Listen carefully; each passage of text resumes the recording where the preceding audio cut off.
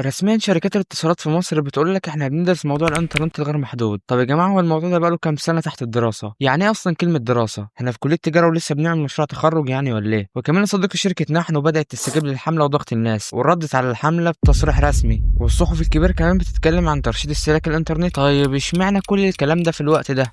هاقول لك بس اصبر.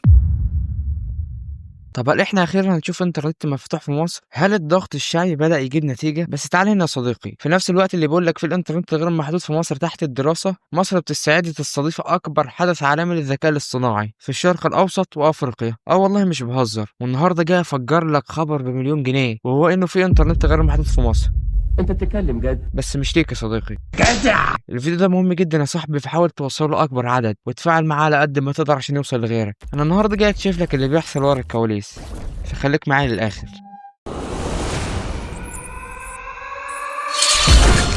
السلام عليكم ورحمة الله وبركاته. عامل ايه يا اخويا؟ واهلا بيك في فيديو جديد. طبعا في الاول ما تنساش تدعي لاخواتنا المستضعفين في كل مكان، الوضع هناك تخطى حدود المنطق.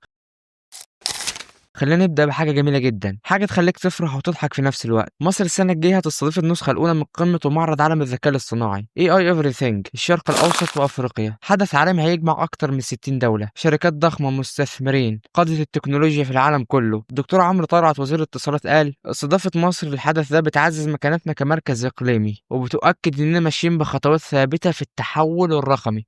واخد بالك؟ تحول رقمي. وقال كمان إن الذكاء الاصطناعي بقى ركيزة أساسية في استراتيجية مصر الرقمية.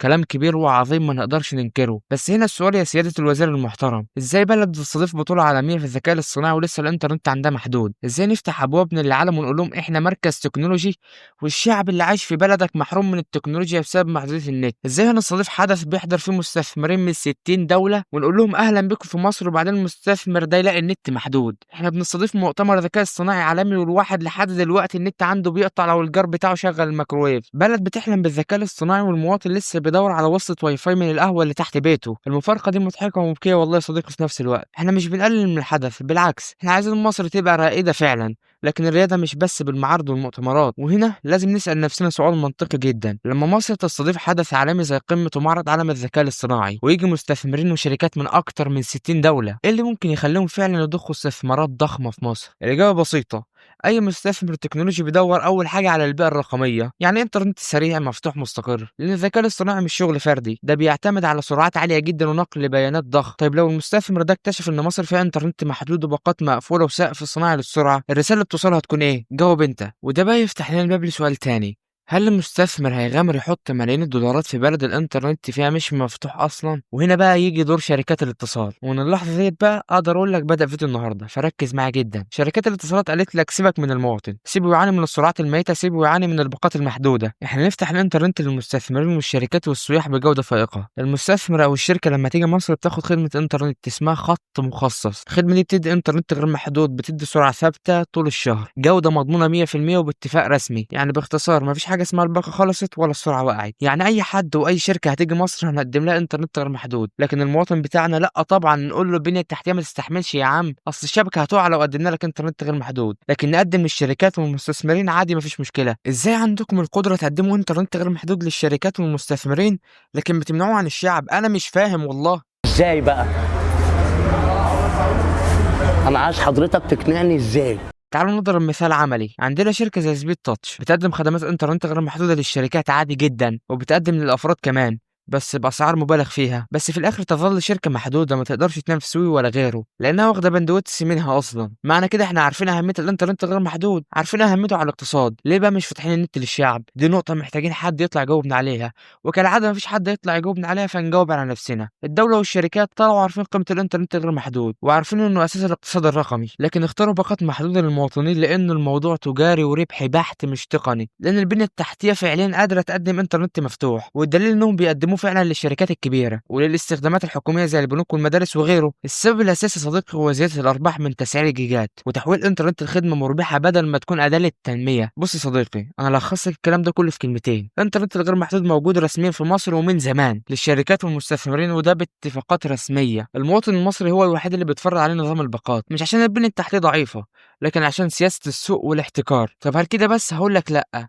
عندنا السياح في مصر بيستمتعوا بإنترنت غير محدود، طبعًا السائح من دول لو عرف إن مصر عندها نت محدود يبقى ينسى إنه ييجي مصر أصلًا، فهنا بقى ييجي دور شركات دولية زي رابتل، أنا مش عارف بانطق اسمها صح والّا غلط. المهم يا صديقي إن الشركة دي بتبيع لك شرايح دولية تشتغل في مصر و150 دولة تانيين، والشريحة دي طبعًا يا صديقي بتديك إنترنت غير محدود، يعني السائح اللي نازل مصر يقدر يمشي في شوارع مصر بإنترنت غير محدود، والمواطن المصري اللي جنبه فاتح نت بكارت فكة ب20 جنيه. صديقي إحنا مش بنقول مصر البنية التحتية بتاعتها وحشة أو مش بتتطور، بالعكس البنية التحتية عندنا قوية جدًا جدًا.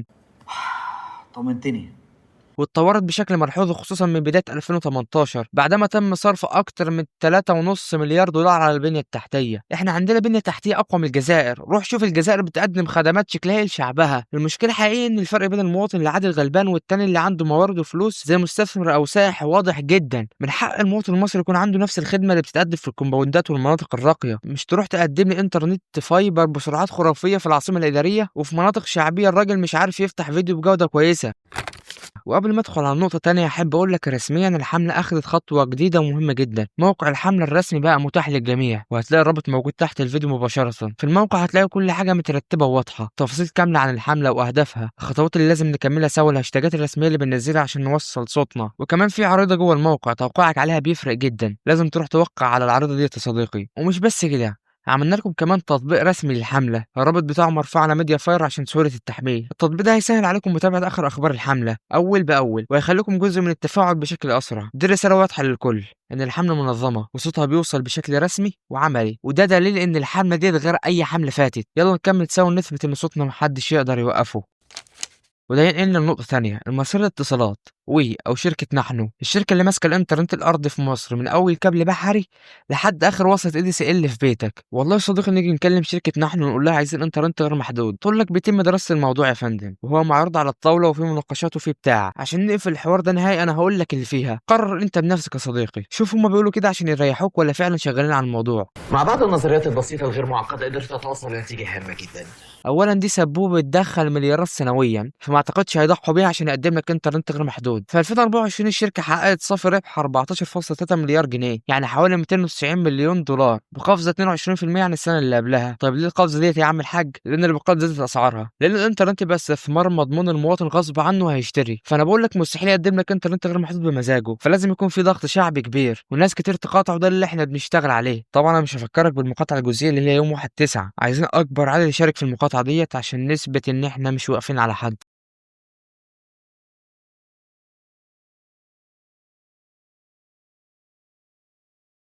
المهم خلينا نكمل، هو مين اللي بيقول لك بيتم دراسة الإنترنت الغير محدود يا فندم؟ طبعا خدمة العملاء. هل خدمة العملاء مصدر رسمي؟ لا. هل ده تصريح رسمي؟ لا. هل شركة نحن أعلنت حاجة رسمية على موقعها أو صفحتها؟ لا برضه. هل الجهاز القومي ألزم الشركات بتقديم إنترنت غير محدود ونزل قرار رسمي؟ لا برضه. يبقى دراسة إيه اللي شغالة يا ابن الحلال؟ دي مجرد تعليمات من الشركات، أي حد يسأل عن الإنترنت غير محدود قول له الموضوع تحت الدراسة أو قدم له شكوى واقتراح وخلاص يديك كلمتين اللي يريحك بيهم. خدمة العملاء في مصر حافظين 3 جمل تحت الدراسة، ابعت اقتراحك، شكرا لاتصالك، ولو سألت أكتر يعلق لك خط. هو مش الكلام ده اتقال لنا قبل كده؟ مش الشركات دي نفسها اللي وعدتنا في الحملات اللي فاتت ان في تطوير وفي دراسه وما شفناش غير ارتفاع اسعار وخدمه زباله؟ يا صديقي الكلام ده بيتكرر وبيتقال من 2020 وكل مره الغرض منه ينيموا الناس ويوقفوا اي ضغط عليهم. انا شخصيا مش فارق معايا في دراسه او مفيش، انا هفضل اطالب بحقي مش هوقف الحمله غير لما يكون في انترنت غير محدود في مصر فعلي مش وعود. السبب اللي خلاني اتكلم عن النقطه ديت ان في مئات الرسائل بتوصلني يوميا من ناس بيقولوا ان خدمه عملاء ردوا عليهم بنفس الجمله، الموضوع تحت الدراسه، غير بقى البوستات اللي بتنزل على الجروب عندنا.